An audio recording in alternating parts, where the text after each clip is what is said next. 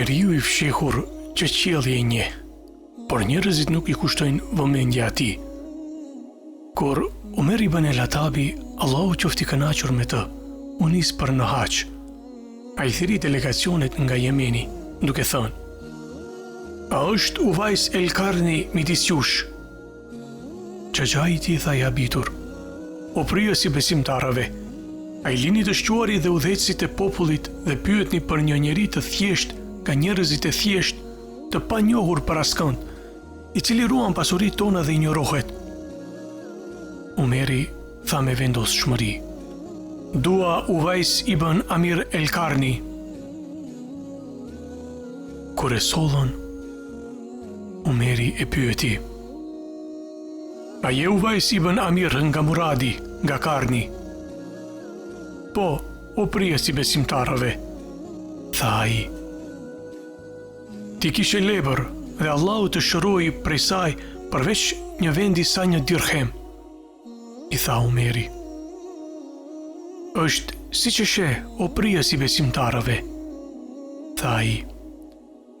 "Dhe ke një në ndaj se cilës je I përkushtuar?" I tha Umeri. "Po," tha ai.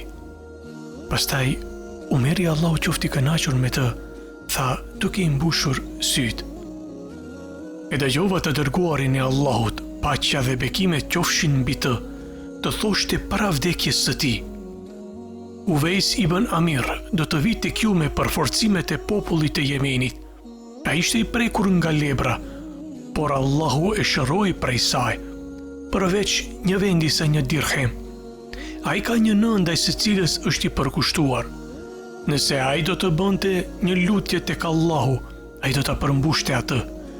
Kushdo prej jush që takon atë, le ti kërkoj që ai t'i lutet Allahut për të."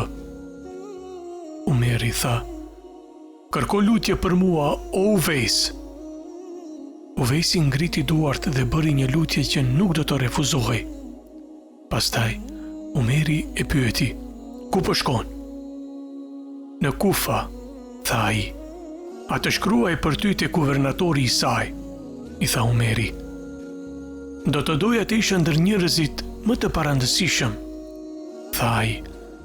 Uvejsi vdiqi gjatë halifatit të Aliut, Allahu qoftë I kënaqur me të, duke përsëritur shprehjet: "O Allah, të kërkoj falje për çdo të uritur që nuk e ushqeva dhe për çdo të zhveshur që nuk e vesha.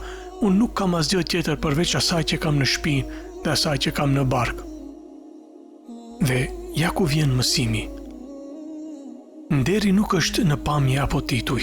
Nderi qëndron në të qenit I devotshëm ndaj prindërve dhe të qenit I sinqert ndaj Allahut. Kjo është arsyeja pse I dërguari Muhammed, paqja dhe bekimet qofshin mbi të, tha: "Mund të ketë një person të çrregullt dhe me pluhur, I cili, nëse betohet në Allahun, ai do ta përmbush betimin e tij."